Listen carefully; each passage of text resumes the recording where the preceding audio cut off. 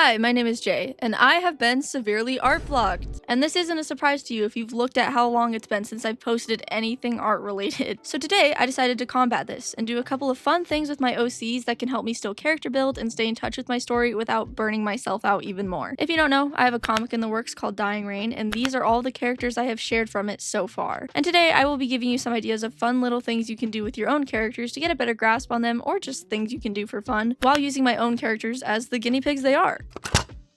The first thing I decided to do was actually a color swap. This is basically where you just take at least two characters you have and just swap their color palettes. I did this for my main trio, and I just used the outlines of the headshots I already had, so it would be easier to see direct differences and it just saved time. They all have very distinct color palettes, and I was very purposeful with the colors I chose for them, so breaking out of that felt so odd, it was making my brain hurt, like actually. I started with Liakai, my boy, my flesh and blood, my everything, and he ended up getting Shoya's color palette, which could not be any different than Liakai's original colors. It was actually killing me to see Liakai, a character who is purposely so full of life, who has a lighter color palette, get the joy drained out of him with Shoya's much darker, much more sickly color choices. Dude, that little kid is hardcore goth. Hardcore goth. Liakai is a character whose colors are actually very purposeful. One, he's a gray wolf and his palette reflects that, but also because Liakai is a very pure of heart, almost naive character. And lighter colors like his blonde hair and more expressive eyes that I made bright blue are important to getting his role in the story across when he stands next to other characters. Because Shoya is the exact opposite. He has a dark palette, eye bags under his eyes, black hair, and that's all purposeful because he's a direct foil to Liakai in the story. So seeing their colors swapped out like this was so jarring, but also reassuring that I'm portraying something right in their designs. This theme crosses over to Ima when I did her palette swap. I sort of just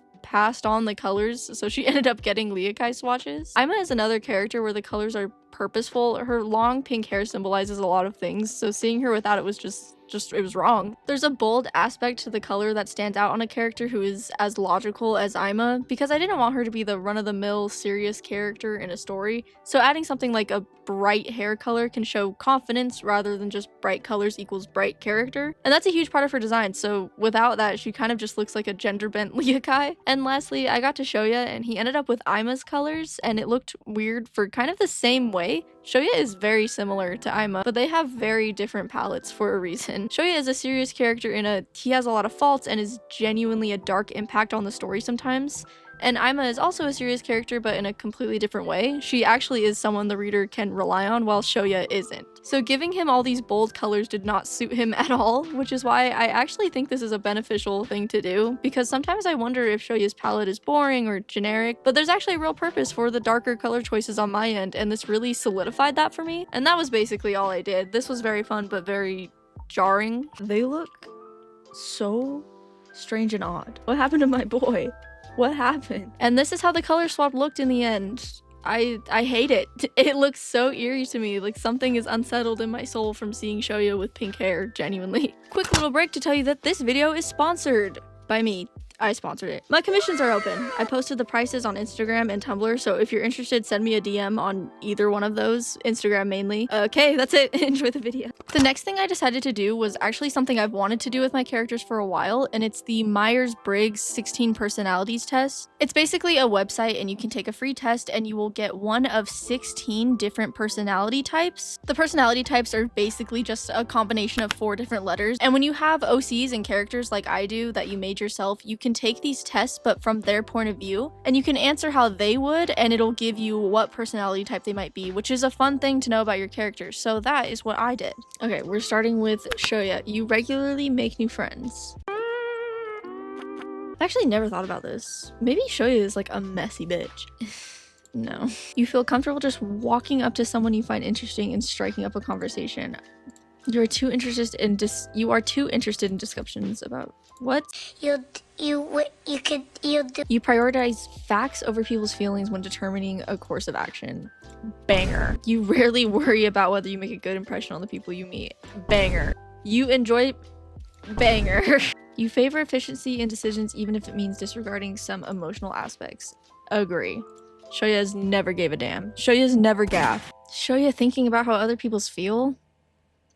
Disagree. We're going to do Leokai now, so we can get some joyous answers. I think Leokai is pretty approachable, but I don't see him making a bunch of new friends all the time. Your living and working spaces are clean and organized, yes. Leokai is like those teachers who have everything organized into a little bin, personified as a Twinkie werewolf. Leokai is on time to every occasion. I don't think this is the issue with this test. Leokai is not lively and outgoing, but he's not like a shut-in. So maybe somewhere in the middle.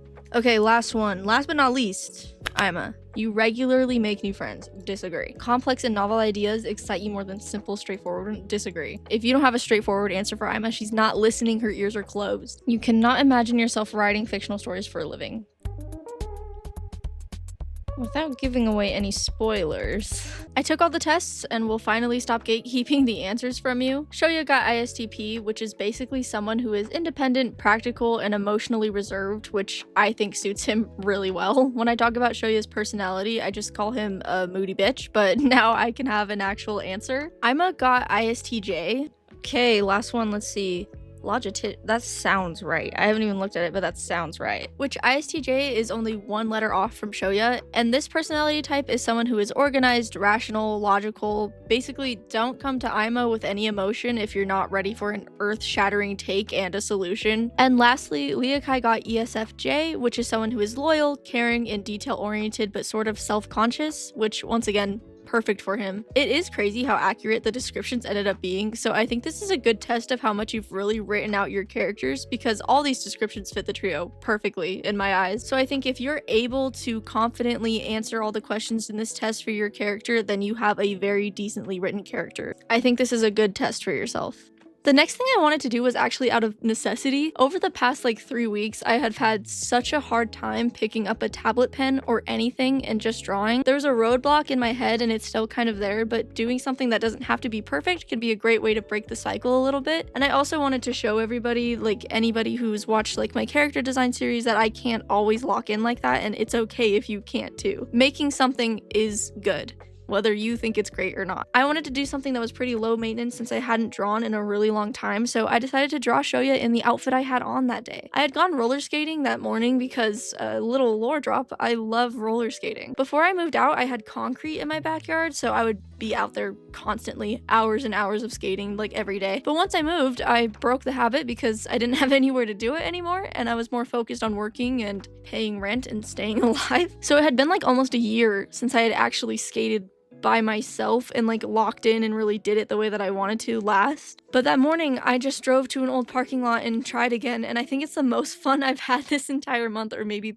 the past year. I don't know. I have a lot of built up energy that I need to get out some way, or else I'll just be overstimulated and just feel like nothing feels exactly right, and skating is how I do that. So I just go and I don't stop until I cannot move my legs anymore. So I decided to draw the outfit I was wearing while I was skating. It's getting kind of cold here, so I had a hoodie on, but I didn't want to draw it because it sounded boring and Shoya's always in a hoodie. So I just drew what I had on under it. I was wearing some cuffed jeans that I've seen way better days. I thrift all of my clothes. I didn't draw the roller skates. I drew these platform Converse that I have that I snatched from my old friend one night and just never gave them back. And this huge oversized Revolution shirt, which is a little reggae band, if you don't know. Not little, really. Just a reggae band. When it was me and my mom in our little apartment while I was growing up, I would wake up every weekend to Revolution playing from her Pandora on the TV.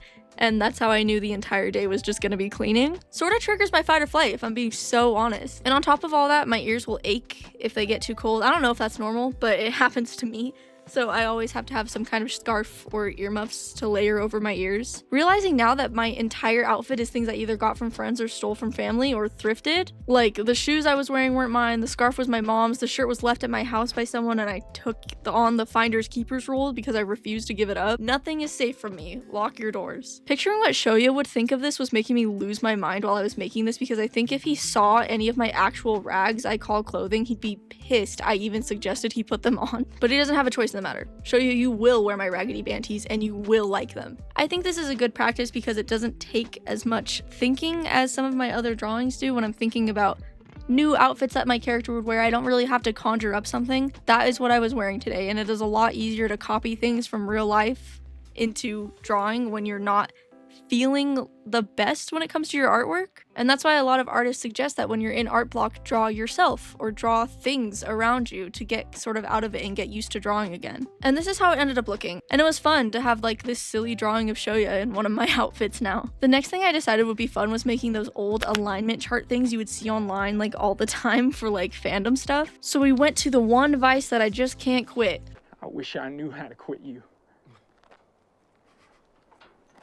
Then why don't you? I went to Pinterest. This is my Pinterest, by the way, which I'm getting real vulnerable. I'm revealing a lot of stuff about myself right now. I like old vintage Tuscan decor, custom content for The Sims, and Jay from Enhypen. I basically just typed in alignment charts and then I went around and I just picked a couple that I thought would be fun. And I was doing the entire cast of Dying Rain while I was doing this. And speaking of dying, I was dying while filming the alignment chart section. So it's just delirious. I was sick. So say hello to absolutely bedridden Jay. Okay, so how I would do this is I put everything that I need into Clip Studio Paint, starting with all of my characters' headshots, and I just put them as little squares on a separate canvas, and then on another canvas I have my alignment chart. So we're starting with this one because I think, you know, needs therapy, goes to therapy, or is a therapist is a great starting point. And this special box over here that I'm saving for a real special someone. Basically, just copy and paste your little character face here and then put it